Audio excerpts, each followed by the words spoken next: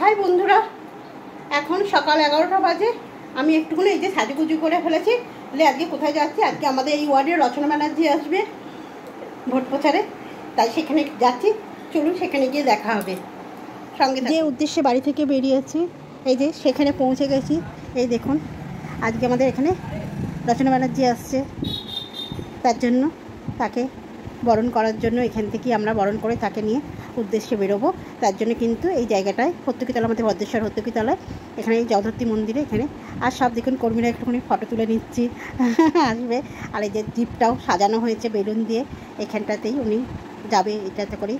আর রোদ্দুরে আর বলবেন না বন্ধুরা, মাথা ফেটে যাচ্ছে একদম, রোদে দাঁড়ানোই যাচ্ছে না। এই যে আমাদের মানুষদাও সাথে আছে এই যে দাঁড়িয়ে আছি। আসার টাইম দিয়েছে 10:30টায়, কিন্তু শুধু দেখুন কটায় পৌঁছায়। এই হচ্ছে, সব অপেক্ষা করছি কখন আসবে।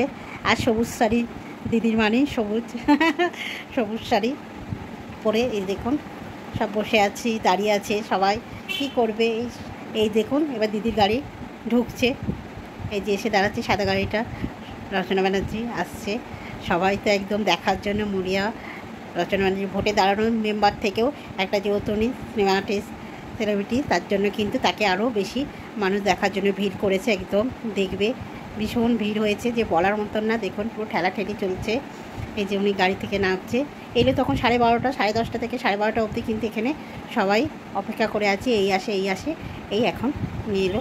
প্রত্যেকটা জায়গা করতে আসছে। এবার একটু তো 19-20 দেরি হবেই, কিছু করার নেই, পার্টিগত ব্যাপার। একটু 19-20 দেরি হতেই পারে ওনার। এবার চলুন, ওখান থেকে আসুন করি দেখতে পাবো কি আমি জানি না, কিন্তু চেষ্টা করব আমি নিজে দেখা আপনাদেরও যাতে দেখতে পান আমার ইউটিউব চ্যানেলে, যে হ্যাঁ এই দেখুন উনি আসছে। এই দেখুন আমাদের দিদি কর্মীরাই ওনাকে মালা দিয়ে যে আগে অভ্যর্থনা জানাচ্ছে। এই যে খুব ভালো লাগছে।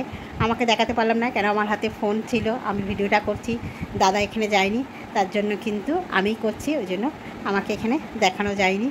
কিন্তু আদার সবাইকে, আমাদের কর্মীদের আপনাদের দেখাচ্ছি। এই যে এবার তো পড়েছে ঠেলাঠেলির অবস্থা। ওইখানটা পুজো দেবে, দিয়ে তারপরেই আমরা উনি প্রচারে বেরোবে। কিন্তু এই যে দেখতে পাচ্ছেন ঠেলাঠেলি, মানে ভীষণ ঠেলাঠেলি, যে বলার মতন না। ওনাকে তো একদম কি বলবো, কিছু বলার নেই।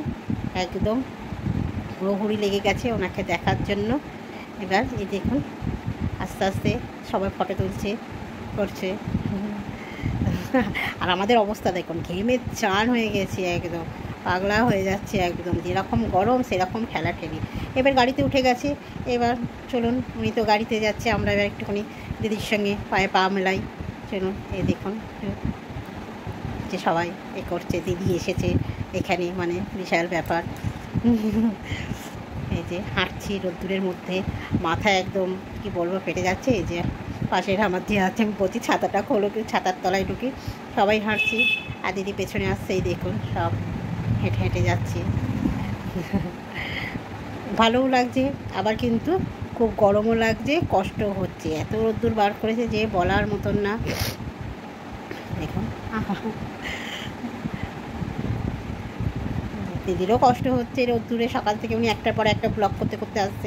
আমাদের 20 নম্বর ওয়ার্ড, একটা না একটা ওয়ার্ডে করতে আসছে। যাক, গাড়িটাও খুব সুন্দর সাজিয়েছে, ভালো লাগছে দেখতে বেশ। এবার এটা আসছে হচ্ছে আমাদের, এবার যে আমাদের সাঁতার কাটা মাঠ, সেই জায়গায় এসে একটুখানি দিদি টেস্ট করা হচ্ছে, একটুখানি রাখবে কথা, সেই জায়গায় ঢোকা হচ্ছে। আমি এই যে দাঁড়িয়ে আছি, আসছে, আসুন। হ্যাঁ এই তো দেখুন, চলুন। রোদে তাকাতে পারছি না রোদ্দুরে, একদম কী বলবো। ও সব ভাইদেরও খুব কষ্ট হচ্ছে। হ্যাঁ,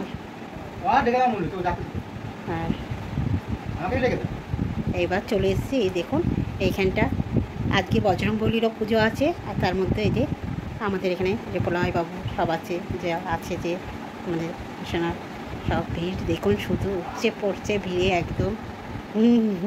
এই যে দিদি উঠছে টেজে, দারুণ লাগছে, খুব ভালো লাগলো। এলো, আশা করি এখান থেকে দিদি বেরিয়ে যাবে হুগলি থেকে।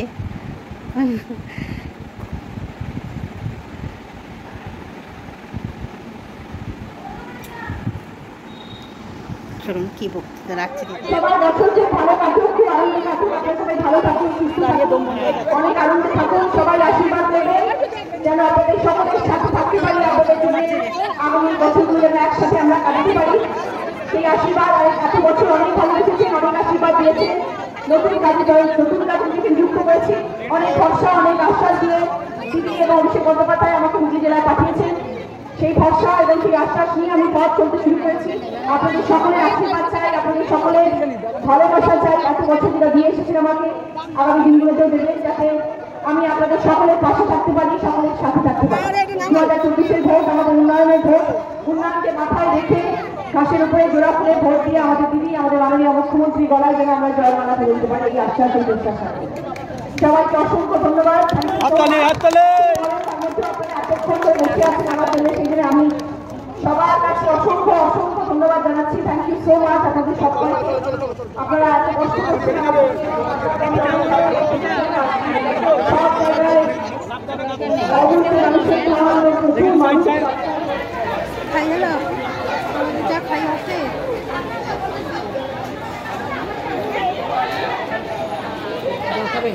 না, আমি আমার বাড়িতে একদম ঠান্ডা বরফ জল যা ঝরিয়েছি যতটা ওখানটা ক্লিয়ার দিতে হবে।